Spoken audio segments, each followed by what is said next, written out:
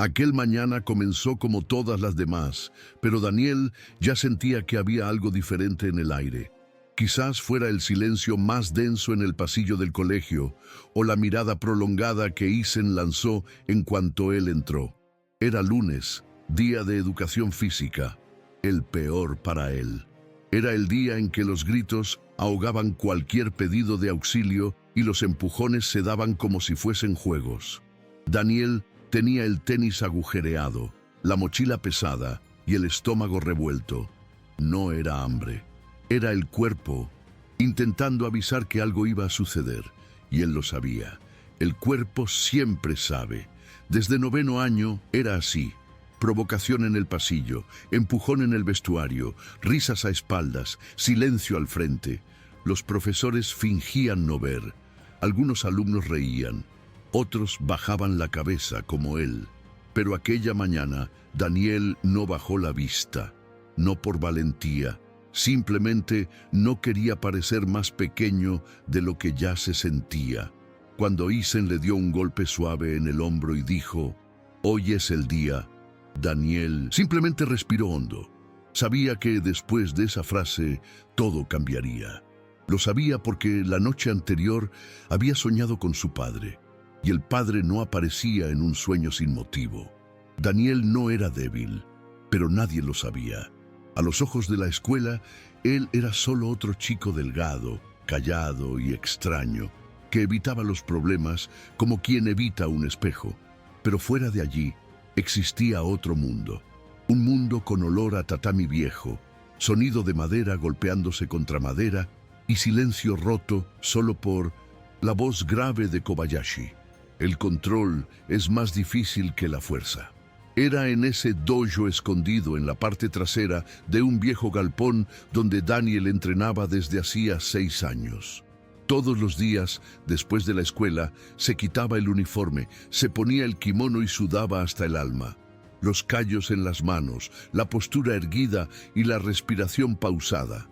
Nada de eso se parecía al chico que la escuela conocía.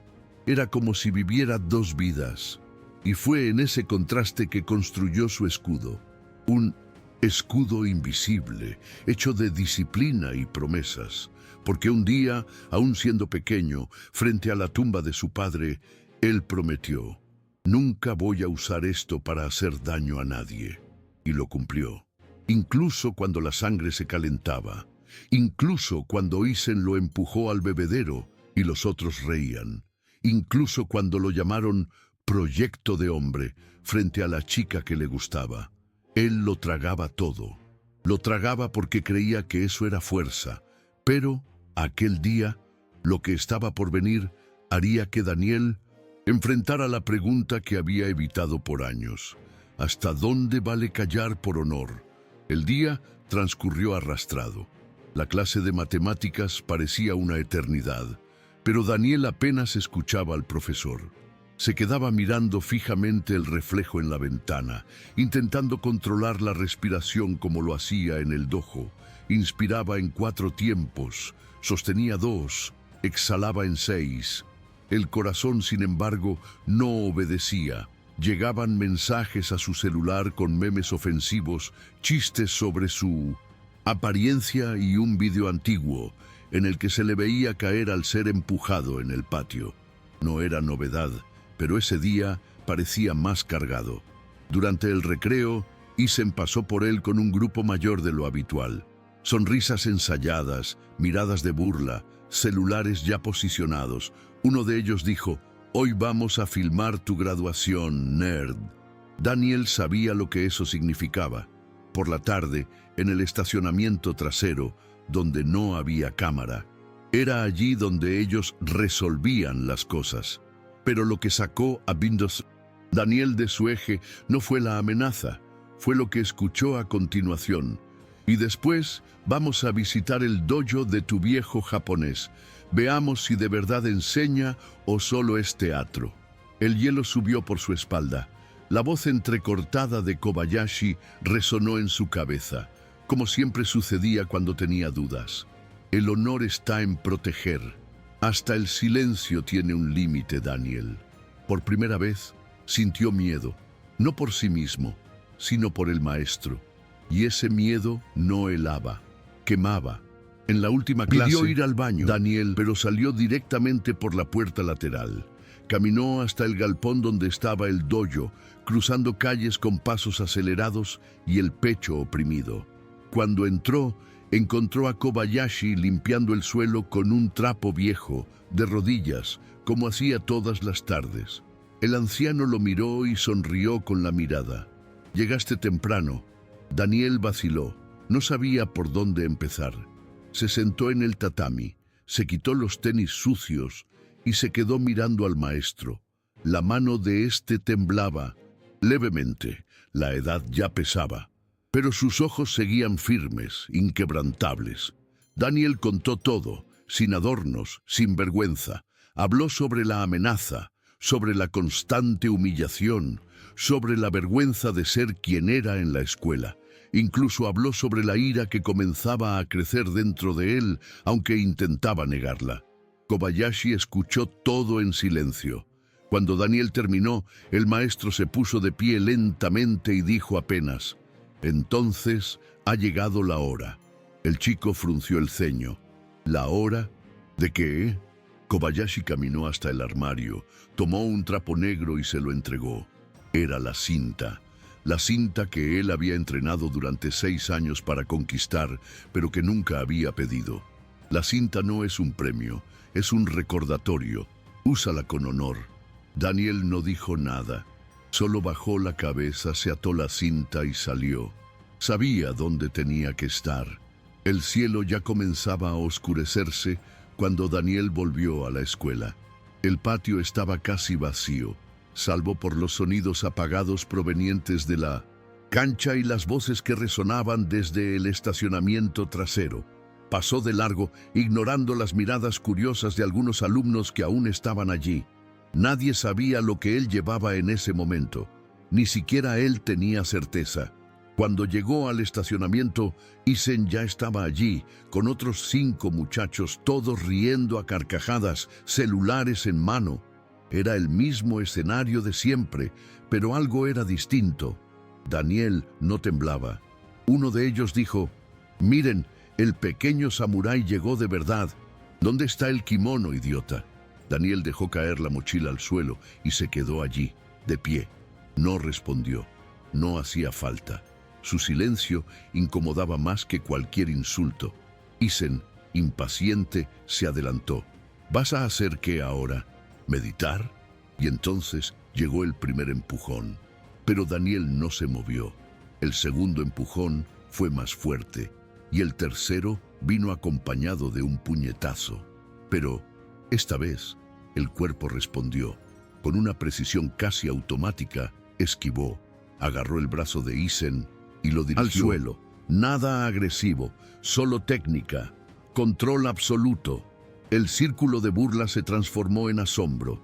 Daniel caminó por las calles del barrio con pasos firmes, pero no apresurados. No huía de nada.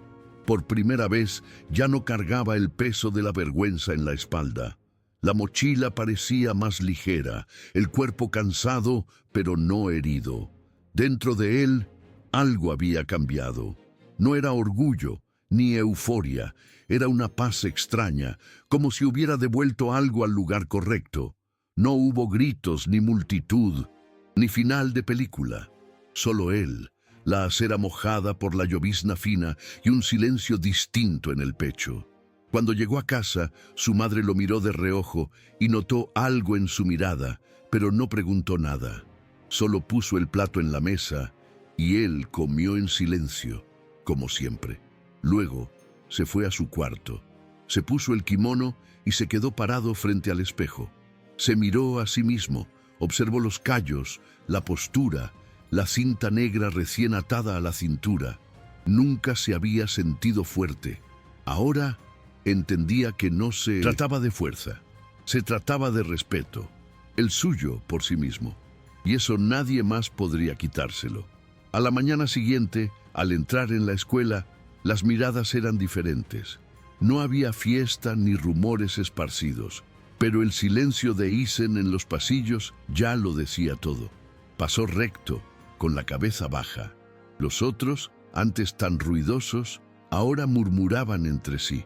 Daniel no necesitaba que sintieran miedo, ni quería. Lo que él deseaba, y finalmente conquistó, era dignidad. Durante la clase, ubicó al fondo del salón como de costumbre. Se sentó en medio, participó. Cuando la profesora pidió a alguien que leyera en voz alta, él levantó la mano. La voz salió firme, clara. Un compañero a su lado comentó en voz baja: «Bien, hermano». Y Daniel simplemente sonrió, sin necesidad de responder. Al salir, pasó cerca de Isen y su grupo. Ninguno de ellos dijo nada. Él tampoco. La lección ya había sido dada. Y no mediante violencia, sino con postura.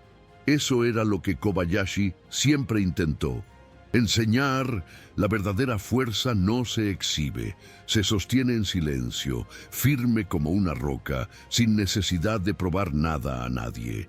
El caos duró menos de un minuto, pero en la mente de Daniel todo transcurrió en cámara lenta. Cada golpe que venía era evitado con un movimiento limpio. Una patada fue bloqueada con el antebrazo, un puñetazo desviado con un giro de cadera, una llave de brazo hizo caer a uno de los agresores sin que éste entendiera lo que había pasado. Daniel no atacaba, solo respondía. Y cuando respondía, era como si bailara. Uno de ellos intentó agarrarlo por la espalda. Daniel bajó el centro de gravedad, giró el cuerpo y lo derribó de un solo movimiento.